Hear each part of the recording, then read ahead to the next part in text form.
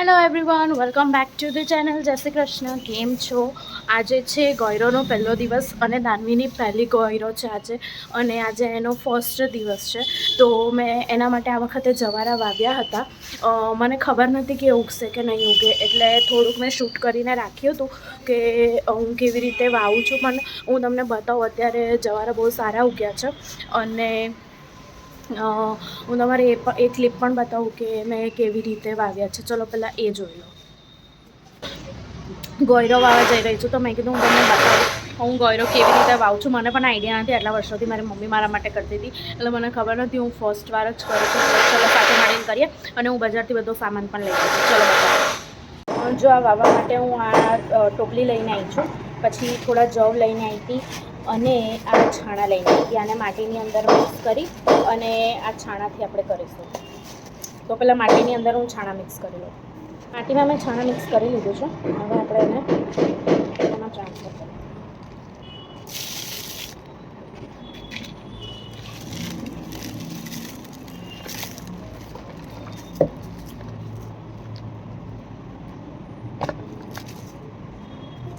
આનામાં આપણે પાણી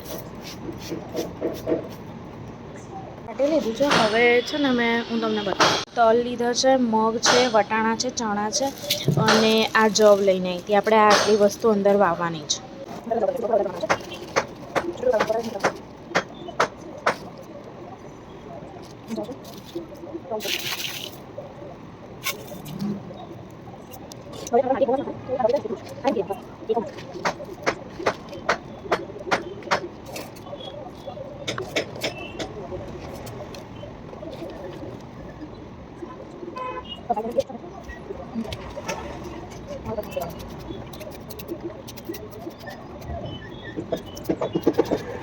એ થઈ ગયું છે. અને હવે આપણે એને થોડી વખત માટે તાપમાં મૂકી દઈશું. પછી અંદર આપણે ઘરે મૂકી દઈશું. અને આવી રીતે જ રોજ એના પર થોડુંક થોડુંક પાણી છાંટી લેવાનું છે. મને ખબર નથી કે દાનવી ઉપવાસ કરશે કે નહીં કરે, મીઠા વગરનું ખાશે કે નહીં ખાય. કારણ કે હજી 3.5 વર્ષ જેવી જ છે. હજી 3 વર્ષની પણ નથી થઈ. એટલે આમ તો મેં એને સમજાવી છે, પણ પછી છોકરાઓનો મૂડ છે. હવે એ લોકોનું શું છે શું નહીં મને નથી ખબર. એને બહુ તો હું 2-3 દિવસ તો કરાવીશ, પણ મને આઈડિયા નથી હવે કેટલો ટાઈમ કરે છે. પણ એ આમ બહુ એક્સાઇટેડ છે કરવા માટે. જે પેલું આપણે એને કહીએ ને, હું તને શ્રીખંડ પૂરી આપીશ, એ બધું એના માટે બહુ એક્સાઇટેડ છે. તો મારા ખ્યાલથી એ કરી તો લેશે, પણ હવે દેખીએ એ ઉઠે એટલે હું તમને મળાવું. એ તો એમ પણ કહે છે કે મમ્મા ફ્રૂટ્સ ખાવાનું, શ્રીખંડ રોટલી ખાવાની, એવું બધું કહે છે. ચોકલેટ નહીં ખાવાની, બિસ્કિટ નહીં ખાવાના, એમ કહેશે. તો એ ઉઠે ને એટલે હું તમને મળાવું. અને આજના દિવસમાં હું એને શું જમવામાં, હવે એ નાની છે એટલે હું એને દિવસમાં એકવાર નહીં આપું. એ જેટલી વાર માંગશે એટલી વાર હું એને આપીશ. ફ્રૂટ્સ તો અપાય, પણ એને શું રોટલી ભાખરી ખાવાની ટેવ છે. તો મીઠા વગરની પૂરીને હું એને બે એકવાર તો હું આપીશ. નાની છે એને બહુ ખબર ના પડે એટલે. તો હવે ઉઠે એટલે હું તમને મળાવું, અને તમને એ પણ બતાવીશ કે આખા દિવસમાં એ શું ખાય છે અને એ કરે છે કે નહીં, એ પણ હું તમને કહીશ.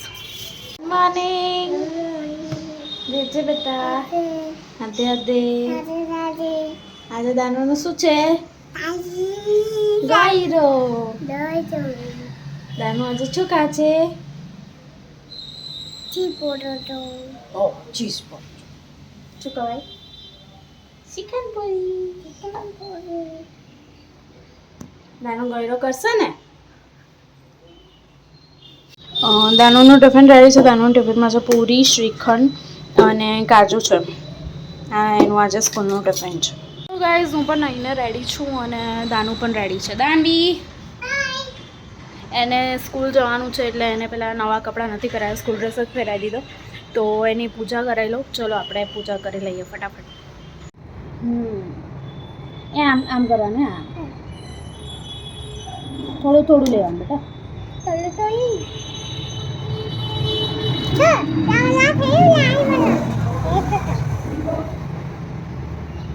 બસ ફિનિશ ફિનિશ ફિનિશ થઈ ગયું. હવે કાલે જે કર દો, હાથ જોડ દો. જે ચલો થઈ ગયું.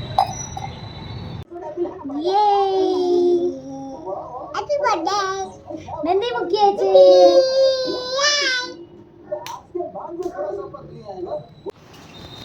દાનવી સુઈ ગયો છે. હવે એને હાથમાં બહુ વખત મહેંદી ના રહેવાતી હતી, પણ ઇટ્સ ઓકે. એને જેટલી રાખવી હતી એટલી રાખી લીધી, એક હાથમાં પડાવી દીધી. આમ તારા હાથની મહેંદી બતાય બેટા. અરે વાહ, એક જ હાથમાં મૂકી અમે, નહીં?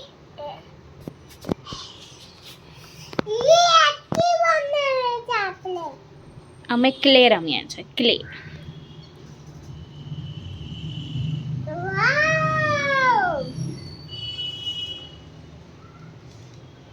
Stop stop દાનો. 1 2 3 દડો. Run run run.